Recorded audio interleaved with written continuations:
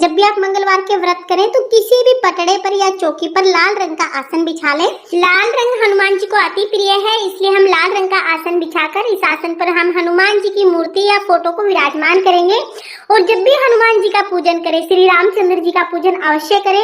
जो मैंने हनुमान जी का फोटो लिया है, इसमें हनुमान जी के सीने में रामचंद्र जी भी हैं, जिनका पूजन मैं यहीं पर कर लूंगी। अगर आपके फोटो में रामचंद्र जी नहीं है तो आप अलग से रामचंद्र जी का फोटो ले सकते हैं। और साथ में ही हम गणेश जी को विराजमान करेंगे, तो यहाँ पर मैंने गणेश जी को विराजमान कर लिया है। अब सबसे पहले हम लोग शुद्धिकरण कर लेंगे, जल के छींटे लगाते हुए हम शुद्धिकरण कर लेंगे। शुद्धिकरण करने के बाद हम दिया जलाएंगे। तो देखिए, पूजा में सबसे पहले दिया जलाया जाता है, क्योंकि दिया हमारे पूजा का साक्षी होता है। इसके बाद हम सभी को वस्त्र स्वरूप कलावा समर्पित करेंगे। तो अगर आपके पास जनेऊ है तो आप जनेऊ समर्पित कर दीजिए, जनेऊ नहीं है तो कलावे को इस तरह से 7 बार लपेटते हुए हम जनेऊ बना लेंगे और ये हम वस्त्र स्वरूप समर्पित कर देंगे। तो यहाँ पर हम गणेश जी को, हनुमान जी को, रामचंद्र जी को वस्त्र स्वरूप कलावा समर्पित करेंगे। तो देखिए, हनुमान जी के लिए और रामचंद्र जी के लिए भी मैं इस तरह से माला बनाकर या जनेऊ बनाकर कलावे की समर्पित कर दूंगी। इसके बाद हम तिलक लगाएंगे। जब भी हनुमान जी का व्रत किया जाता है तो जो ये ऑरेंज कलर का सिंदूर आता है, इससे तिलक किया जाता है। तो यहाँ पर देखिए, इस सिंदूर से हम लोग गणेश जी को तिलक करेंगे, बजरंगबली हनुमान को तिलक करेंगे, श्री रामचंद्र जी को तिलक करेंगे। और जैसे कि मैंने आपको बताया, जब भी आप हनुमान जी का पूजन करें तो रामचंद्र जी का पूजन अवश्य करें। तो यहाँ पर देखिए, हम रामचंद्र जी को तिलक करेंगे और हनुमान जी को तिलक करेंगे। तिलक करने के बाद हम सभी को पुष्प समर्पित करेंगे। तो यहाँ पर हम गणेश जी को, हनुमान जी को, श्री रामचंद्र जी को जो भी फूल आपको मिल जाए वो फूल समर्पित करें। फ्रेंड्स, हनुमान जी का पूजन शाम के समय किया जाता है, क्योंकि सुबह के समय हनुमान जी श्री रामचंद्र जी के पूजन में लीन होते हैं। तो शाम के समय हमें हनुमान जी का पूजन करना चाहिए। अब हम जल समर्पित करेंगे। तो 1 लोटा शुद्ध जल आप पूजा में जरूर समर्पित करें। उसके साथ ही आप दक्षिणा समर्पित करें।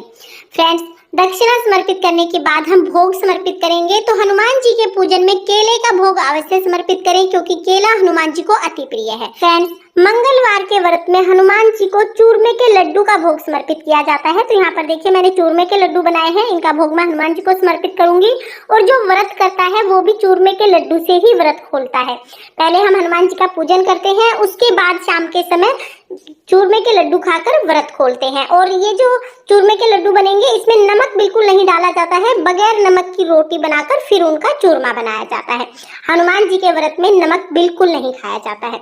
इस तरह से हनुमान जी को भोग समर्पित किया जाता है। कुछ लोग हनुमान जी को चोला चढ़ाते हैं। तो देखिए, जो हनुमान जी का ऑरेंज कलर का सिंदूर आता है, उसमें चमेली का तेल मिलाकर हनुमान जी की मूर्ति को चोला चढ़ाते हैं। और ये चोला सिर्फ पुरुष चढ़ाते हैं, महिलाएं हनुमान जी को चोला नहीं चढ़ाती। महिलाएं बस इस तरह से हनुमान जी के चरणों में थोड़ा सा सिंदूर समर्पित कर देती हैं। अगर आपके घर में हनुमान जी की मूर्ति है तो आप हनुमान जी को चोला चढ़ा दीजिए। अगर फोटो है तो बस आप चरणों में हनुमान जी के थोड़ा थोड़ा ऑरेंज कलर का जो सिंदूर आता है, ये समर्पित कर दीजिए। और मैं एक बार आपको फिर बता देती हूँ कि चोला सिर्फ पुरुष चढ़ाते हैं, महिलाएं हनुमान जी को चोला नहीं चढ़ाती हैं। महिलाएं हनुमान जी का व्रत कर सकती हैं, पूजन कर सकती हैं, चोला नहीं चढ़ाती हैं। इसके बाद हम आरती करेंगे। तो यहाँ पर हम गणेश जी की आरती करेंगे, श्री रामचंद्र जी की आरती करेंगे, बजरंगबली हनुमान की आरती करेंगे। साथ ही जब भी आप मंगलवार के व्रत करें तो हनुमान चालीसा अवश्य पढ़ें। हनुमान चालीसा पढ़ने से हनुमान जी अति प्रसन्न होते हैं और मनोकामनाओं को अति शीघ्र पूर्ण करते हैं। तो हनुमान चालीसा का पाठ आप अवश्य करें। आरती करने के बाद हम हाथ जोड़कर बजरंगबली हनुमान से पूजा में रही कमियों के लिए क्षमा याचना करेंगे और अपनी मनोकामनाओं को पूर्ण करने के लिए प्रार्थना करेंगे। इस तरह से मंगलवार के व्रत का पूजन किया जाता है। पूजन करने के बाद जो जल का लोटा है, ये हम सूर्य देवता को अर्घ दे देंगे। जो भी भोग प्रसाद है वो घर में सभी को हम प्रसाद स्वरूप बांट देंगे। और जो दक्षिणा है, ये आप किसी को भी दान दे सकते हैं, किसी भी लड़के को आप ये दान दे सकते हैं या मंदिर में पुजारी को दे सकते हैं। तो इस तरह से हमें मंगलवार के व्रत का पूजन करना है। मंगलवार के व्रत में एक समय भोजन किया जाता है, शाम के समय भोजन करते हैं। भोजन में ज्यादातर लोग चूरमा खाते हैं या कोई भी मीठा भोजन आप खा सकते हैं। नमक का उपयोग आपको बिल्कुल भी नहीं करना है। मंगलवार के व्रत में हनुमान चालीसा का पाठ जरूर करें।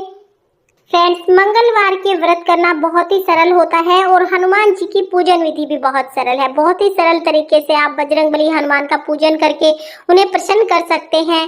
और बजरंगबली हनुमान को कलयुग का देवता माना जाता है। मनोकामनाओं को पूर्ण करने के लिए कलयुग में बजरंगबली हनुमान का पूजन अवश्य करना चाहिए।